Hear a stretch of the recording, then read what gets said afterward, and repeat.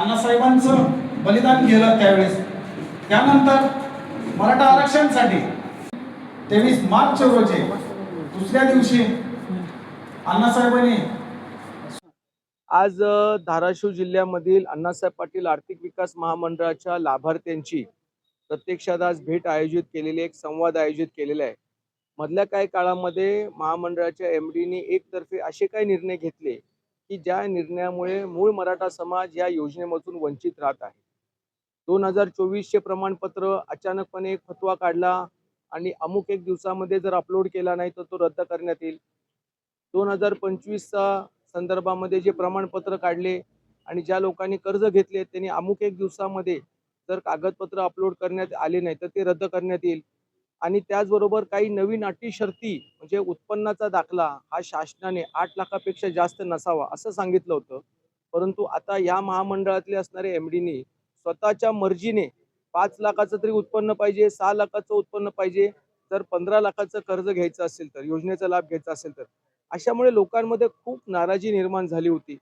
Phone येत होते, वेगवेगळ्या संघटना माझ्याशी बोलत होत्या आणि मुद्दामून या ठिकाणी या सगळ्या अडचणीला मार्ग काढण्यासाठी आज धाराशिव जिल्ह्यामध्ये प्रमुख मराठा संघटना त्याचबरोबर मी या ठिकाणी लाभार्थ्यांना भेटणार आहे, त्यांचे प्रश्न समजून घेणार आहे आणि तशा प्रकारे मंगळवारी उपसमितीची बैठक राधाकृष्ण विखे पाटील मंत्री महोदयांनी लावलेली आहे. त्या बैठकीमध्ये हा सगळा गट्टा अर्जाचा तो त्या ठिकाणी मी मांडणार आहे.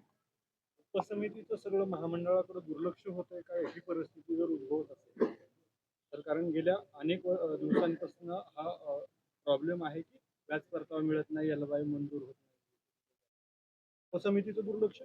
खरं म्हणजे उपसमितीकडे मराठा समाजाचे 3-4 विषय आहेत. एक महामंडळ आहे, एक सारथी आहे आणि त्याच्यापेक्षा जास्त हे जे निजामांचे किंवा हैदराबाद गॅझेट आहे त्या गॅझेटचे प्रमाणपत्र आहेत, सातारा गॅझेटचे प्रमाणपत्र आहेत, एक शिंद समिती आहे, अजूनही सुप्रीम कोर्टामध्ये क्युरिटी पिटिशन दाखल केलेली आहे. असंख्य कामामधून या कामाकरिता आम्ही आमची मागणी केलेली आहे.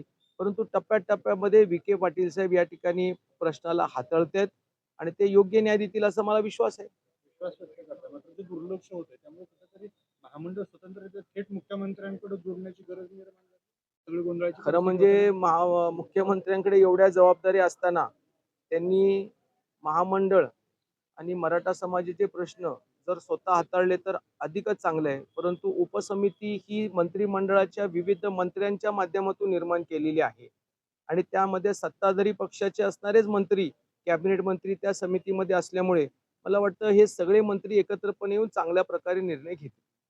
मग आता ही परिस्थिती का निर्माण झाली जर सगळे मंत्री चांगल्या पद्धतीने परिस्थिती निर्माण होत असते, त्या परिस्थितीमध्ये परत बदल करता येतो. एखादा मुलगा चुकतो, त्या मुलाला परत चुकल्यानंतर ज्या वेळेला त्याचे पालक आणि शिक्षक समजावून देतात, पटवून देतात, तो परत सुधार करत असतो. त्याच्यामुळे मराठा समाजाबद्दल सरकार चुकलं असं म्हणता येणार नाही. ही गोष्ट खरी आहे. आमच्यामध्ये आणि सरकारमध्ये, मराठा समाज आणि सरकारमध्ये जे अंतर निर्माण करण्याचं काम जे अधिकारी वर्ग करतात ना, त्यांच्यावरती मुख्यमंत्र्यांनी व्यवस्थित कारवाई करावी एवढीच मला आजच्या घडीला हे महत्त्वाचं वाटतं.